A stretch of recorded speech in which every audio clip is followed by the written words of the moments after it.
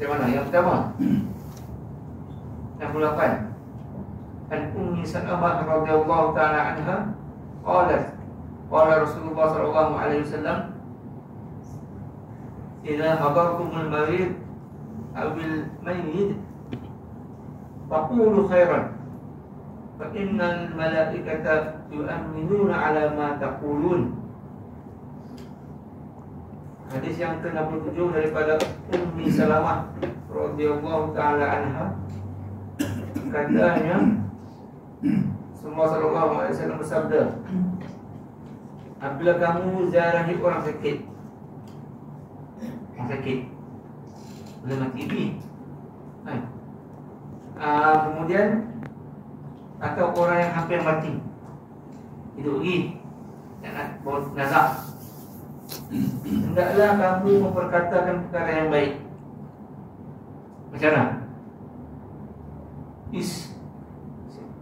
Bila lah ustaz nasihat, kan? Lama tak dengar kuliah ustaz. Kurang sedikit lah. Bukan saya lah, tapi mulai saya. Lama tak dengar kuliah ustaz. Dulu itu kuliah ustaz. Jadi dia senyum. Saya ingat lagi, guru saya terlantar lebih kurang 6 tahun. Tak tahu sakit apa, sampai meninggal. Dah 2 tahun rasanya meninggal. Semua orang pergi. Kami je lambat pergi. Saya, abang, adik. Tapi guru ni ingat, sangat ingat dengan kami. Sebab apa? Kami orang yang jauh, merantau ke Kedah.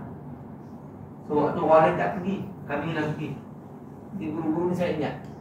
Semua guru apa tak guru, penduduk kampung tu ingat. Penduduk kampung tu saya kita lah. Penduduk taman pun tahu tu siapa dia. Ingat. Punyalah kita orang asing daripada luar Selangor. Belum orang tak pergi balik sejauh ni. Yang pergi sedar, ustaz, ya Allah, teringat kalau ustaz pergi, ikut ustaz bawa kitab dulu. Saya lah yang bawa buku ustaz. Dia ingat, dia tahu. Sebab tu dia boleh menangis. Dia tak nak cakap lah. Dia tak boleh cakap, dia nak usul cakap. Berapa umur dia ustaz? Umur dia berapa? Muda, bukanlah muda, 63. Guru saya semua mati 63. Yang hebat-hebat semua. Semua hebat-hebat semua mati 63. Mati 63. Jadi bila jumpa dia sangat teringat. Ya Allah ustaz, teringat seantar saya pergi belajar dulu dekat Syria. Jadi dia pun tak cakap. Family dia pun tahu dengan kehadiran kami ni, adik-adik ni. Dia sangat seronok. Lepas isteri dia kata, tak pernah ustaz macam ni. Tak pernah ustaz macam ni. Pegang kaki dia urut kan. Ustaz, bila lagi nak pergi jalan-jalan ni? Saya tanya dengan elok ya. Jangan cakap sedih. Cakap yang baik-baik kan. Dia baik-baik lah. Kalau sampai dekat waktu nazak, jangan cakap yang seakan dia macam nak hidup. Tak boleh. Takut. Baca.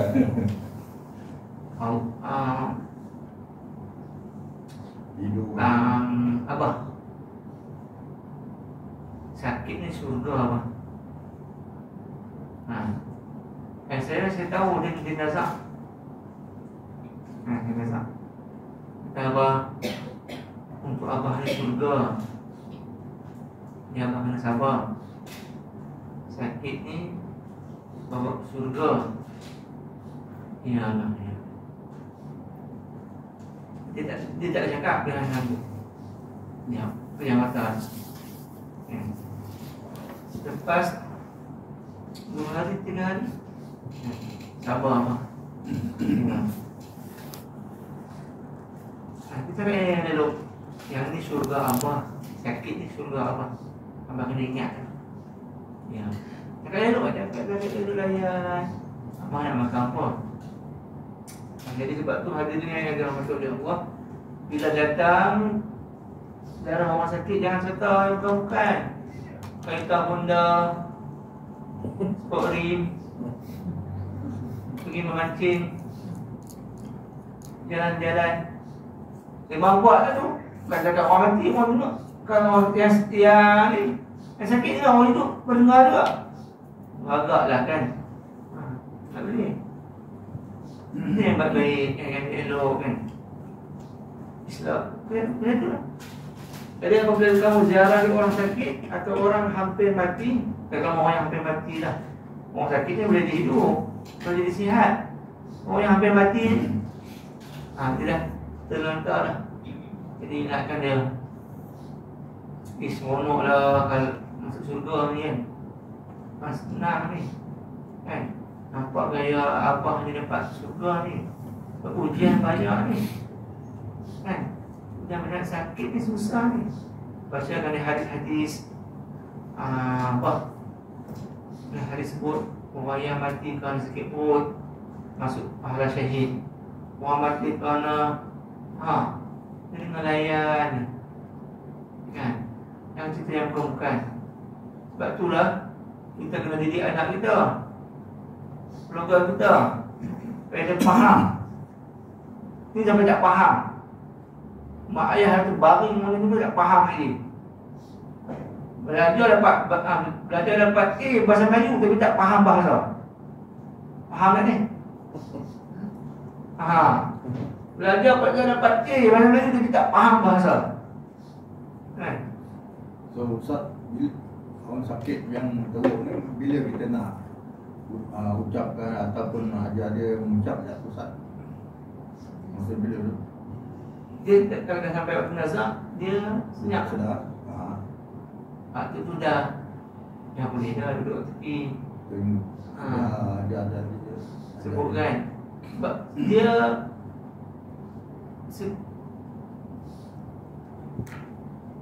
memanglah waktu mati orang tak tahu. Tapi ada tanda-tanda.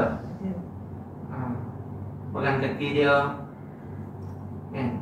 Kalau ni kaki orang hidup, orang sihat, dia tegak.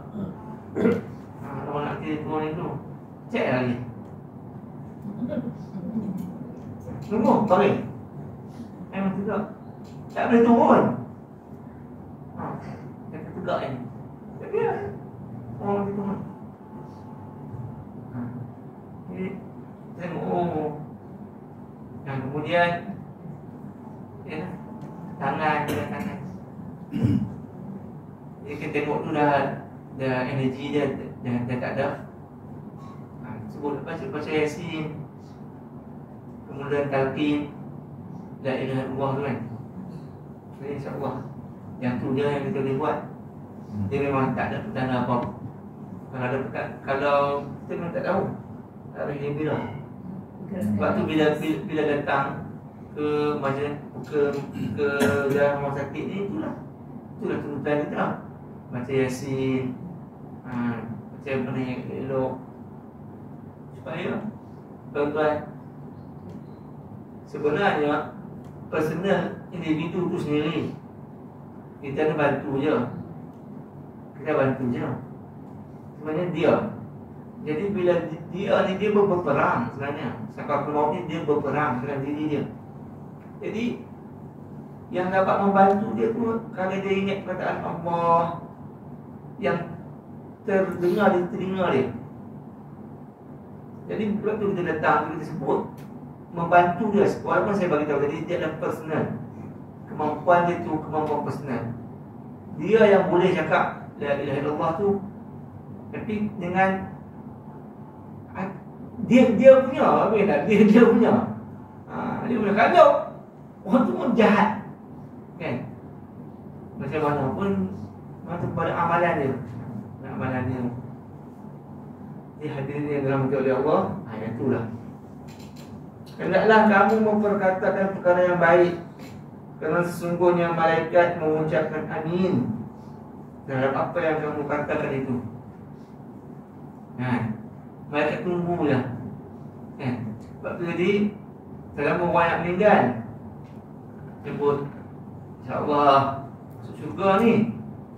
Lama nasihat, lama nak sakit kan. Tahan. Jadi penamat dia masuk syurga. Penamat dia masuk syurga. Jadi malaikat pun amin. Itu doa malaikat. Hadis riwayat Imam Muslim. Sebab itulah kita ni selalu kan ingat tak, kalau orang mati, orang meninggal, apa yang kamu katakan kepada mayat ini kan, lepas sembahyang kan, kita pun kata baik kan, baik kan. Ada orang yang tak buat, ada orang yang buat. Inilah. Inilah sandaran dia. Apa yang kamu katakan kepada mayat ini, baik kan. Itu doa. Hadis yang kedua, Ali bin Abbas radhiyallahu ta'ala anhu qala min sunnati takhfiful julus wa qillatul dhakhib fil aqyad. Qala wa qala Rasulullah sallallahu alaihi wasallam lamma kasra la ghazuhum wa ikhtilafuhum qumu anni. Daripada Ibnu Abbas radhiyallahu ta'ala anhu, katanya, di antara adab peraturan yang ditetapkan oleh Nabi Muhammad SAW sewaktu menziarahi orang sakit dan sebagainya, ialah memendekkan masa duduk yang lama sangat. Orang sakit tu pun tak tahan dia kan, sakit tentu rasa gigi. Kita duduk nyembang, kita ketawa. Hai, aku dah tak tahan ni. Itu contoh lah kan. Tak layan, tak ngomong pula kan, dia pun yang menyembang kan. Sekejap je. Jangan duduk lama sangat, pendekkan masa duduk. Dan mengurangkan bising semasa melawan orang sakit. Sebab tu kat hospital tak boleh bising-bising. Dia adab dia. Tuan-tuan, bising ni serabut. Serabut pening kepala. Orang yang sihat pun pening kepala. Saya anak saya main ni, bising nak sepak bola, sepak ni. Kita nak baca buku pun tak boleh. Tu orang sihat. Dia orang sakit. Lagilah dia nak ketenangan. Sebab tu datang-datang muka dah manis dah. Ada muka stres juga kan. Jadi muka manis, muka elok kan. Assalamualaikum, sihat Tuan Haji. Alhamdulillah sihat Ustaz. Sebab tu lah orang selalu pilih private hospital tu. Sebab dia ada bilik. Dia kurang bising. Dia sebenarnya bukan masalah private bilik pun. Masalahnya apa? Sikap orang. Kalau orang dalam hospital tu okey je kan. Janganlah bersabunnya. Dah datang 10 orang, datang sini 2 orang. Habis sembang sini. Apa? Tapi tu perkara waktu melawat. Takkan nak buat waktu melawat hang pukul 9-10 minit, turun hang buat 9-20 minit. Tak kan? Buka serentak 2 jam nak masuk. Masuk pelan-pelan lah. Masuk, lepas tu bawa buah, hampa sembang kat tepi tu, makan telan buah tu. Orang sakit tu tu belum kira tepi lagi, kira tepi, kira kanan, kira depan, kira belakang. Hak sebelah sana suara sampai 3 kali dengar. Geram pula saya. Saya melawat orang sakit kan. Tak boleh, orang pening jadi orang stres. Jangan sakit badan, sakit mental tu. Dengar orang cakap bukan makan. Tuan-tuan, kalau tuan-tuan tak boleh makan, tak payah banyak lah. Kita sakit kaut, tuan-tuan tak rasa ikut, saya tahu. Pantan jumpa udah semua habis. Itu tuan-tuan lah. Ada orang sakit kaut, dia tak boleh makan. Cuba kita makan dekat depan dia. Tuan-tuan nak makan tak? Ingin kan? Tapi tak boleh makan. Tu pun dah mengganggu emosi dia kan. Macam lagi yang duduk atas terlantar kan. Tengok orang bising. Besok nak pergi mana? Kita jumpa dekat ni, dekat sel. Sebelum sampai masuk dekat apa? Dekat tu. Jeti. Itu Starbucks dulu minum kopi. Yang faham satu dunia dengar. Kan? Orang sakit dengar, dia boleh jalan, dia boleh ni, dia boleh itu. Sedih orang sihat ni pun kan, tengok orang dapat kemewahan pun dia tak dapat, dia sedih tak? Sedih. Kan? Sedih. Jadi tak boleh lah buat bisnes di situ. Dia sekarang sembang yang bukan. Lepas tu kena sampai rumah orang yang tak sihat ni, TV yang buka TV, buka radio kan, macam-macam. Dalam TV tu mana ada ingat mati. Cuba kita saya program satu ingat mati. Ada? Dari mana dalam program ni ingat mati? Dah nak mati pun tengok mati. Kira awak emas. Tahu pula, semua tahu tu. Bukanlah kata mau nak mati, tapi itulah adatnya. Ada apa orang TV nak mati. Jadi pasang, jangan pasang TV, tutup TV tu. Radio pun tutup. Kan, bising, ganggu. Kan? Mengurangkan bising semasa melawat orang sikit. Ibnu Abbas berkata lagi, Rasulullah SAW bersabda, ketika sahabat-sahabat banyak membuat bising, sembang, itu pasal kan, dan berselisih pendapat semasa mereka melawat baginda yang sedang sakit kan. Untuk sembang ini tak kisah nak sembang apa pun kan. Nabi kata apa? Bangun kamu semua, tinggalkan aku. Nasib baik tu Nabi, kalau saya halau balik. Ganggu orang nak fikir benda akhirat tak boleh. Orang sakit ni, at least dia, ya Allah, mudah-mudahan faham pula. Datang 2-3 kawan nak cerita, nak pergi Langkawi lah, nak pergi itulah, nak beli itulah, nak beli inilah. Ada keluar handset baru, iPhone 16 Pro Max. Orang ni baring dulu kan, Nabi tak. Tapi ni bukan sahabat lah. Sahabat mungkin dia bincang benda-benda yang elok. Nabi sebut bangun kamu semua, tinggalkan aku. Sebab tu tuan-tuan, daripada sini kita faham apa? Selain daripada benda ni, manusia ni kena ada masa waktu bersendirian. Yang waktu sihat ni pun tak ada masa bersendirian. Kena ada masa. Suami jangan ganggu isteri jangan ganggu suami. Ini nasihat saya. Biar suami dengan masa dia ni sampai 24 jam nak tanya ada kat mana. Tak apalah. Tanya orang duduk lepak ada kopi, panggil dia balik. Mengarut dia duduk kat kedai tu kan. Mamak tu. Ini contohnya. Suami duduk dalam bilik tu. Yang tanya dia nak baca buku mungkin. Dia nak berfikir benda-benda yang elok. Kita balik pun tengok ada kat mana. Isteri, biar dulu lah. Mungkin dia ada benda-benda. Dia kena ada masa. Diri sendiri. Duduk tengah malam, pukul 10 naik bilik kan. Biarlah isteri tu, biar suami pun biar isteri kan. Kita ada masa. Kita fikir apa? Fikir tentang diri kita. Buat suami nak tolong kita. Saya tak kata tak awal-awal lagi tak. Sebab saya sakit, saya tahu. Isteri kita, suami ke isteri tak ada.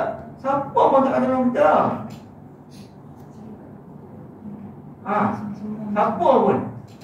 Jadi sebab tu saya pesan pada diri kita. Saya pun sama. Aku yang tentukan kebahagiaan aku. Aku yang tentukan jalan kemenangan aku. Sebab tu kena ada masa. Fikir dia. Sebab tu Nabi pun, siapa yang nak tolong? Siapa nak tolong? Saya pesan kepada semua, jaga diri. Dia pesan bukan dia tuan-tuan.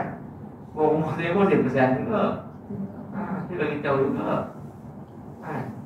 Cuma dia tak ikut kuliah saya aja. Tapi kalau dia tak datang, tak apa. Pergilah kuliah-kuliah orang lain. Kadang-kadang isteri ni payah dengan cakap suami. Pergi dengan ustaz lain. Ustaz yang bukan ustaz ni, bukan ustaz tu bukan nama suami kita. Tapi betul. Kadang-kadang susah perempuan ustaz lelaki pun sama.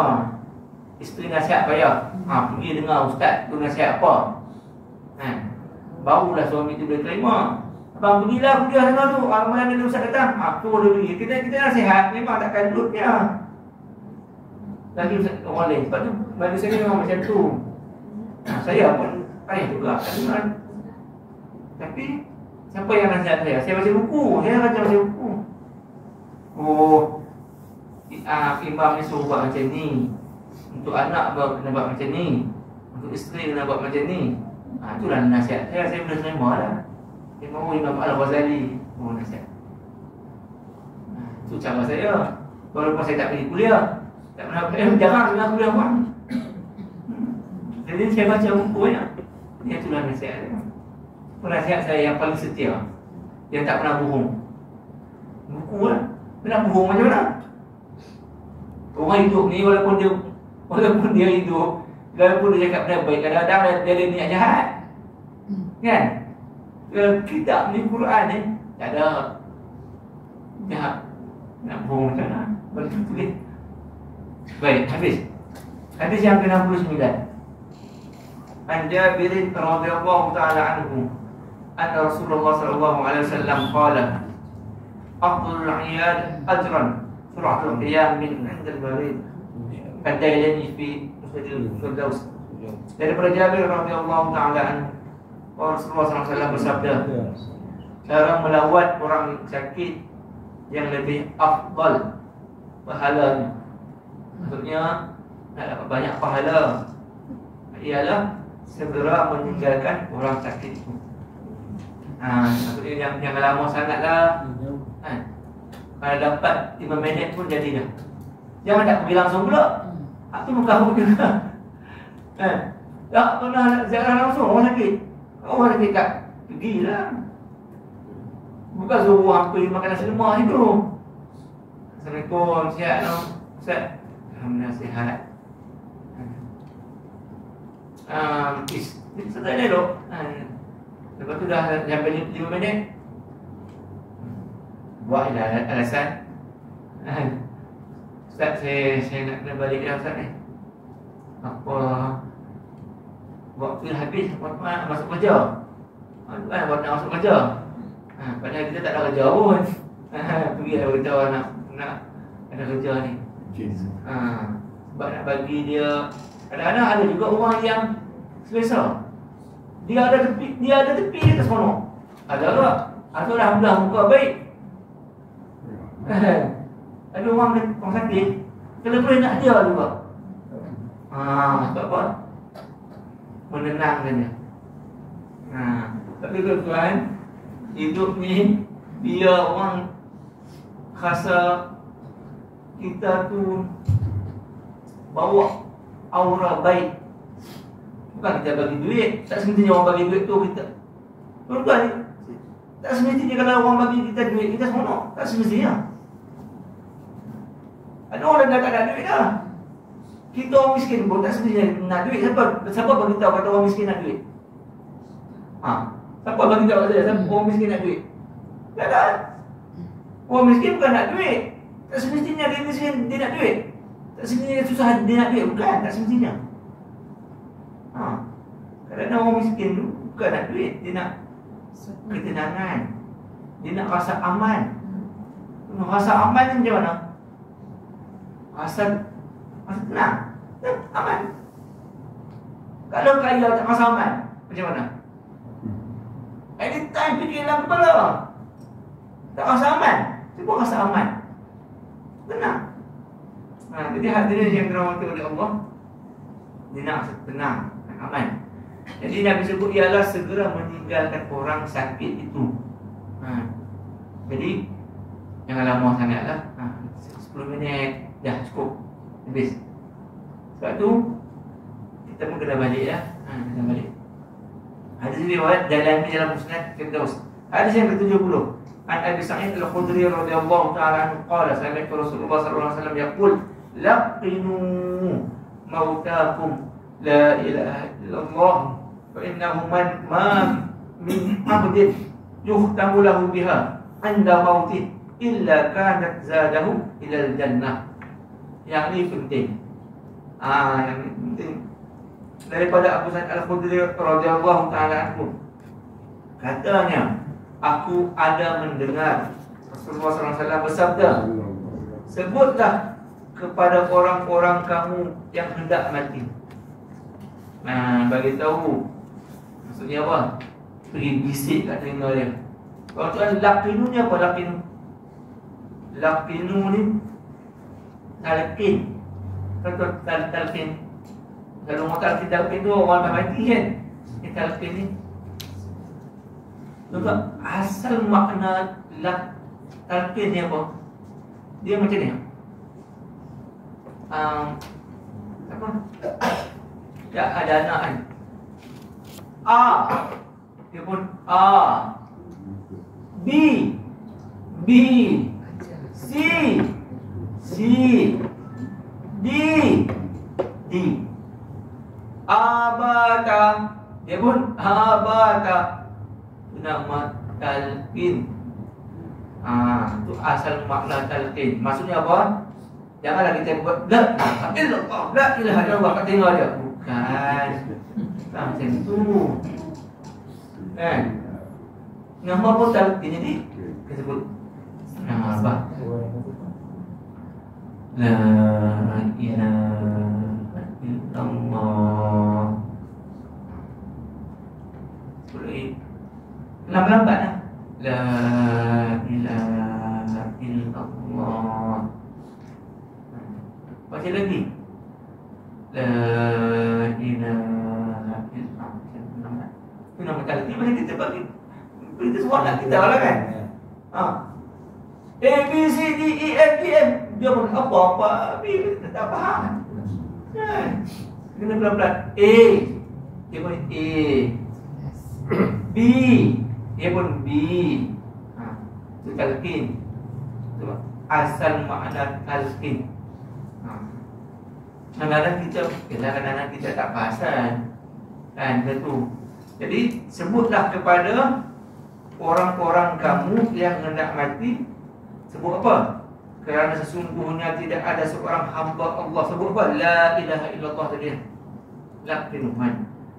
Sebutlah kepada orang-orang kamu yang hendak mati, kerana sesungguhnya tidak ada seorang hamba Allah yang diberikannya kemudahan mengakhiri keadaannya dengan kalimah itu semasa ia hampir mati, melainkan kalimat itu menjadi bekalan yang ke surga.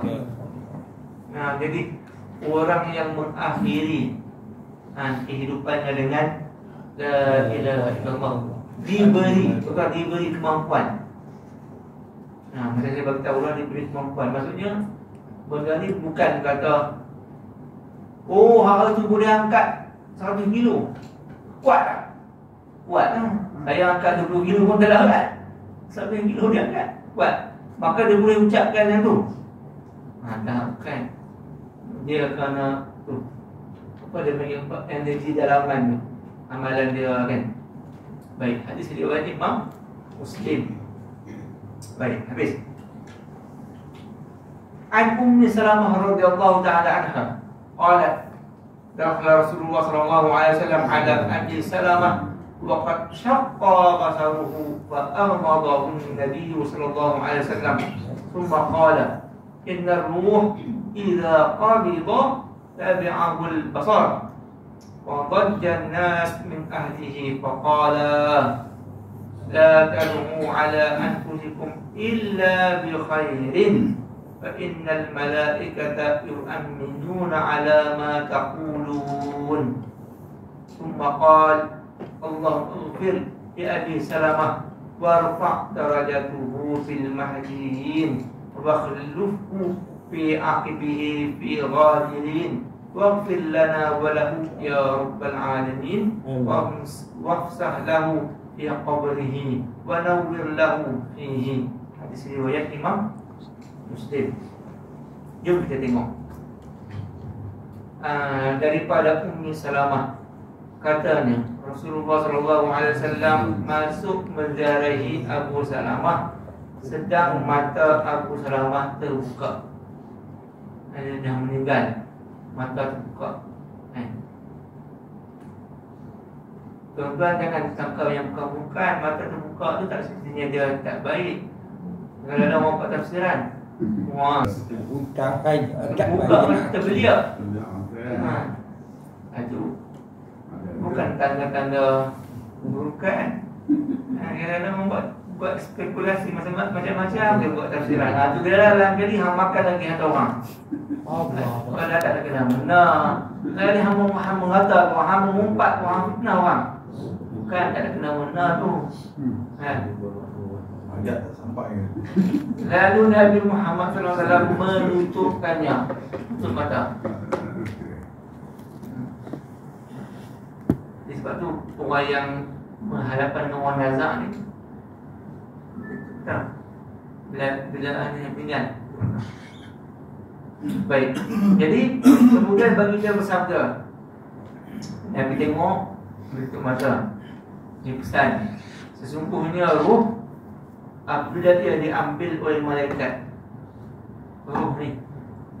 Nah, siapa yang mencabut nyawa? Malaikat Allah yang cabut nyawa. Ha? Nah, Israel. Ha?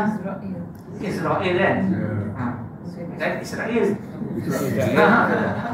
Dia pun nyawa, dia pun siapa yang orang kan? Saya kira pula. Jadi apabila ruh, sesungguhnya ruh apabila dia diambil oleh malaikat akan diturut oleh pandangan mata si orang yang mati tu. Lepas tu dia cabut sampai ke ni, so keluar dari bawah sampai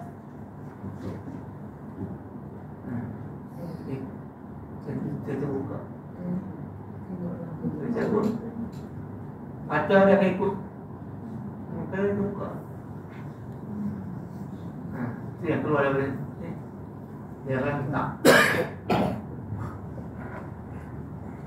Jadi itu dia keluar, buka mata dia. Sebab dia ikut mata dia ikut. Jadi semua kita mungkin macam tu. Tak mustahil pun. Jadi kita semua terbuka dalam mata. Ada yang terbuka, ada yang tutup. Ada tutup. Kan?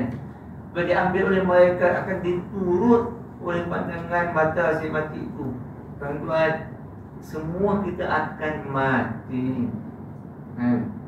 Mendengar yang demikian, sebahagian daripada keluarganya riuh rendah, menangis dan menyebut-nyebut kemalangan yang menduka citakan mereka.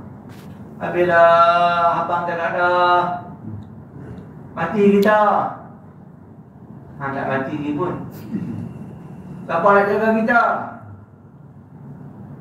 Siapa nak jaga kita? Siapa itu? Musibah-musibah yang datang ni, dia sebut yang bukan-bukan. Matilah kita, dialah yang ni dia. Tak boleh meratap, itu tak boleh. Salah. Sedih boleh. Dulu ada orang buat tim rojam nangis meratap. Ada dibayar.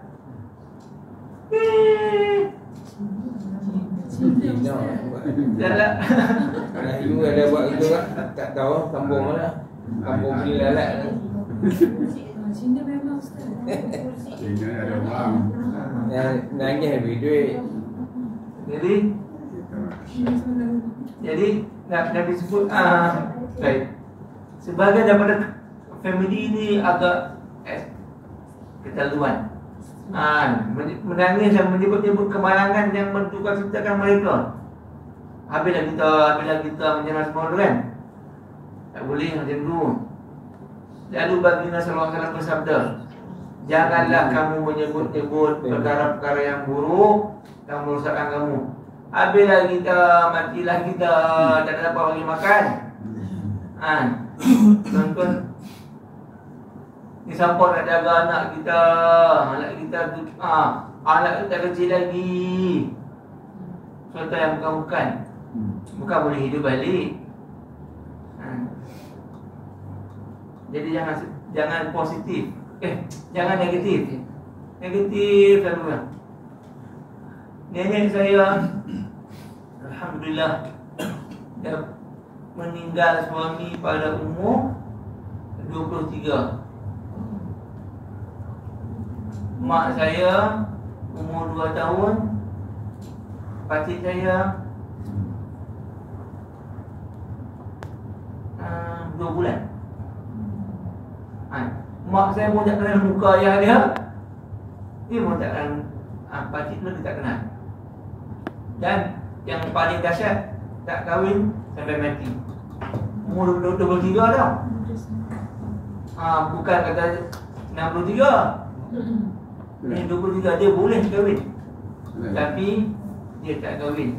Dia jaga anak dia sampai dah besar anak dia. Jadi saya pun adalah seorang manusia yang bagi saya legend dalam hidup ni. Saya selalu tengok dia. Saya selalu dengar nasihat dia. Walaupun saya buat tak tahu dia pun, tapi saya ambil manfaat daripada dia banyak saya. Seorang tua yang Masya Allah pandangannya baik walaupun tak sekolah. Tuan-tuan, ini satu bab ni kalau saya bercakap panjang saja. Kadang-kadang orang yang sekolah pun tak bersekolah. Tempat universiti pun kadang-kadang tak menjadikan manusia tu orang. Tak dapat memanusiakan manusia. Orang belajar di perjalanan pun mati manusia. Ini masalah yang paling besar. Sekolah pun tak boleh menyemolahkan manusia. Universiti pun tak boleh nak mendewasakan manusia. Tapi orang tua ni sekolah pun tidak. Sekolah pun tidak. Tapi Masya Allah, macam orang bersekolah. Nasihat-nasihat dia, teguran-teguran dia, saya sampai ingat dia. Rupanya orang dulu ni baik, bagus walaupun tak sekolah. Sekarang orang sekolah kadang-kadang sampai tinggi pencapaian akademik, PhD lagi. Tapi ini semua ilmu. Ilmu ni bukan di sekolah, bukan di universiti. Yang cari ilmu kat mana? Kat mana-mana kan? Kat mana-mana ada ilmu. Jangan kat sekolah saja. Masjid pun ada, buah pokok pun ada, kat padang pun ada. Jadi itulah. Dia meninggal sampai dah dia tak kahwin. Banyak nasihat-nasihat dan disebut yang elok-elok. Disebut yang elok-elok. Jadi alhamdulillah jaga anak sampai besar. Sampai sekarang masih hidup lagi mak saya, masih hidup lagi pakcik saya. Jadi jangan sebut benda yang bukan-bukan. Jadi menagislah keluarga ni. Lalu baginda bersabda, janganlah kamu menyebut-nyebut perkara yang buruk-buruk yang merosakkan kamu, tetapi sebutlah perkara-perkara yang baik. Sebab apa? Kerana malaikat memohon supaya Tuhan kabulkan apa yang kamu katakan. Mau kita kata siapa nak jaga, tak ada orang jaga? Amin. Tak ada orang jaga. Siapa lah nak bagi makan dekat anak? Tak ada orang bagi makan. Susah. Dia malaikatnya mengaminkan. Jadi kita ni, ya Allah, bantulah kami ni. Bantu. Sebab elok bantu, tolong, sabarkan kami kan. Baik. Dan juga kabulkan apa yang kamu kata, sama ada baik ataupun buruk. Kemudian baginda SAW berdoa dengan sabdanya, doa kepada Abu Salamah. Ya Tuhanku, ampunkanlah dosa Abu Salamah dan tinggikanlah darjatnya bersama orang-orang yang mendapat hidayah, petunjuk, dan jadikanlah sebagai gantinya untuk mengurus dan melindungi keluarganya yang ditinggalkan. Ya Allah, dia dah meninggal, jadi tolong cari pengganti pengurus yang akan menguruskan keluarga dia, yang akan menguruskan kehidupan keluarga dia. Kan? Sebab tu kita doa, ingat tak? Waktu doa untuk orang meninggal, macam mana doa dia? Gantikanlah rumah yang lebih baik, rumah daripada dia dan sebagainya, doa-doa yang mau kita baca tu lah. Kemudian, dan ampunkanlah bagi kami dan baginya ya Rabbal Alamin, dan lapangkanlah kuburnya serta berilah kepadanya cahaya yang menerangi kuburnya. Dalam kubur bercahaya, tenang kan, bagi.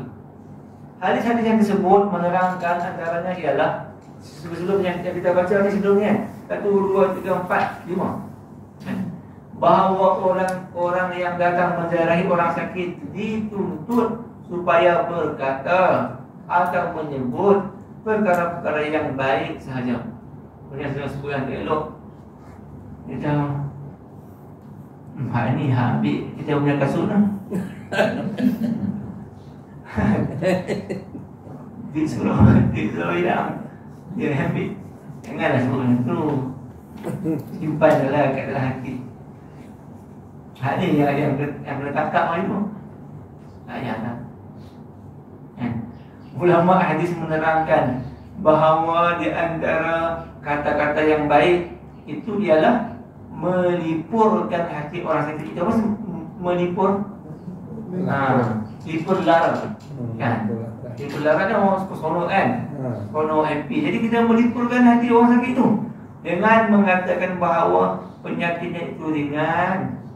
Biasa je apa? Sana tu teruk ni. Ni kira apa dapat banyak ni. Buat sakit tu dapat banyak ya. Orang kerja banyak apa? Dapat duit banyak. Orang sabar banyak apa? Dapat pahala banyak. Duit banyak jadi orang kaya. Kalau pahala banyak jadi pahlawan lah kan? Pahlawan lah, jadi banyak pahala. Kan? Dermawan banyak derma. Lagi apa? Karyawan banyak menulis. Apa lagi? Negarawan banyak sumbang untuk negara. Kalau pahlawan banyak pahala kan? Pahlawan banyak pahala. Pahlawan tu saya reka je lah. Pahlawan tu sebenarnya pahlawan perang tu. Baik, jadi ulama dengan mengatakan bahawa penyakitnya itu ringan dan akan cepat sembuh. InsyaAllah cepat sembuh. Sihat. Nampak muka elok tu, merah tu. Tidak lama lagi insyaAllah ada sihat. Ia akan beroleh sihat walafiat. Jadi habis yang sebut yang bukan-bukan kata ni dah dekat ni dah. Jangan sebut macam tu. Nampak gaya ni dah tak lama lah. Ada buat. Macam tu. Jangan takut pintar yang tak lama. Baik. Jadi yang kedua, semasa melawat janganlah tinggal lama-lama. Yang duduk lama-lama, kan? Kerana boleh jadi menjemukan orang sakit itu, kan? Dan juga menyusahkan hati ahli rumahnya. Lama sangatlah dia duduk, kan? Kecuali orang sakit itu meminta supaya pelawatnya tinggal lama di sini. Dia duduk saat dia. Ada orang macam tu, kan? Dia duduk saat dia. Yang balik. Mungkin dia happy yang dengan kita punya kehadiran kita. Baik. Cara menziarahi orang yang hampir mati ialah pula sunat disebutkan kepadanya kalimah la ilaha illallah. Bagi tahu kita sebut kat telinga dia. Lepas sebutlah kat telinga dia. Macam la ilaha illallah. Sayyidina Umar bin Al-Khattab radhiyallahu ta'ala berkata, hadirlah di tempat orang-orang yang hampir mati dan nasab, dan ingatkanlah mereka akan kalimah la ilaha illallah. Perlu ingatkan, kerana mereka nampak apa yang kamu tidak nampak. Apa yang mereka nampak? kedudukan mereka. Kat mana ni, kat mana? Jadi kita tidur lah. Mimpi kan? Nampak apa? Harimau. Orang ni nampak tak harimau tu? Bang buat tadi nampak senyum pun masa tidur. Nampak apa? Kan? Apa dia? Nampak? Anak bidadari. Cembat pandai. Yang jawab bukan saya. Saya hanya soalan, saya macam nak murid je. Cikgu-cikgu yang jawab. Saya nampak bidadari. Tak apalah. Yang perempuan nampak bidadara. Okey. Baik, jadi dia nampak apa yang kita tak nampak benda. Mungkin dia benda-benda dahsyat yang sedang menunggu dia. Menurut keterangan ulama, setelah orang yang hampir mati turut menyebut kalimah itu, maka janganlah orang yang hadir di sisinya menyebutnya lagi. Kalau dia sebut la ilaha illallah, dia dah mampu sebut, senyaplah. Sebab kita nak bantu dia, kita nak tolong dia, tengok dia dah dapat. Okay. Kecuali orang yang hampir mati itu menuturkan kata-kata yang lain. Ini takut ni. Ada tak? Ada orang dekat mati. Dulu pernah orang dekat mati bangun bersilat. Bangun bersilat. Jadi jangan sampai kita tak maulah macam tu. Sebab tu kita kena rajin sebut benda-benda yang elok. Takut juga. Tu. Takut. Dia nak mati, kan? Kecuali orang yang hampir mati menutur kata-kata yang lain, maka hendaklah diulangi sebutan kalimah itu kepadanya, ulang lagi supaya dia perasan, dia ingat, kan? Kerana tujuan menyebut kalimah la ilaha illallah itu kepadanya ialah supaya jangan ada sesuatu pun dalam ingatannya, kan saya sebut tadi, selain daripada mengakui keesaan Allah Azza wa Jalla pada saat matinya, supaya dia maupun terniang-niang macam kita lah sebelum tidur. Kalau kita duduk ingat benda elok, sampailah bawa ke dalam tidur. Kalau kita tengok benda yang tak elok, sampai ke dalam tidur pun akan bawa tak elok. Jadi biar dia dengar Al-Quran, dia dengar la ilaha illallah tu nama dia, kan? Itu Allah, kan? Setelah orang itu menghembuskan nafasnya yang terakhir, maka selain daripada sunat menutupkan matanya, dituntut pula supaya melembut-lembutkan sendinya yang telah keras kaku semasa seberapa yang boleh, kan? Sendi nyawa yang tak ada keras lah. Macam ayam, kan? Macam binatang pun keras. Mana boleh bengkokkan kaki dia lah, kan? Keras ya. Kita sementara masa awal tu, masa luruskan kaki dia, betulkan tangan dia, kan? Itu kena ambil berat lah. Sebab tu semua orang kena belajar. Sebab semua orang tak tahu bila jadi dia jadi orang yang menyambut kematian. Dia tak tahu buat bila kosong. Tak boleh. Kena belajar. Nanti dia suruh datang kat kuliah ni, takmir, kuliah dekat Taman Seraya. Belajar. Yang tahu keras kaku dan serta mengikat dagunya, seberapa yang boleh, serta mengikat dagunya ke kepala supaya tertutup mulutnya. Kat ni, mana mengikat? Tarik. Tu orang takut. Orang takut kan? Dia kan boleh duduk dah. Tapi kita ni takut. Takut hantu kan? Orang mati bukan hantu. Hantu tu syaitan. Hantu tu apa? Hantu tu syaitan. Orang manusia mati, bukan hantu, bukan hantu. Semua orang takut orang mati tak? Buktinya apa? Bila sampai kat kubur semua lari. Mana-mana? Sampai kat kubur, laju, pencut. Dia takut orang mati, tak takut orang mati, orang lah. Manusia kayak kita, kan? juga dituntut mendoakan si mati dan keluarganya supaya mereka beroleh kebaikan di dunia dan di akhirat, sebagaimana doa Rasulullah SAW dalam hadis yang ke-71. Ada sebab tu yang kita baca tadi kan. Baik, habis. Kemudian panduan bagi orang-orang yang ditimpa bencana. Nanti kita akan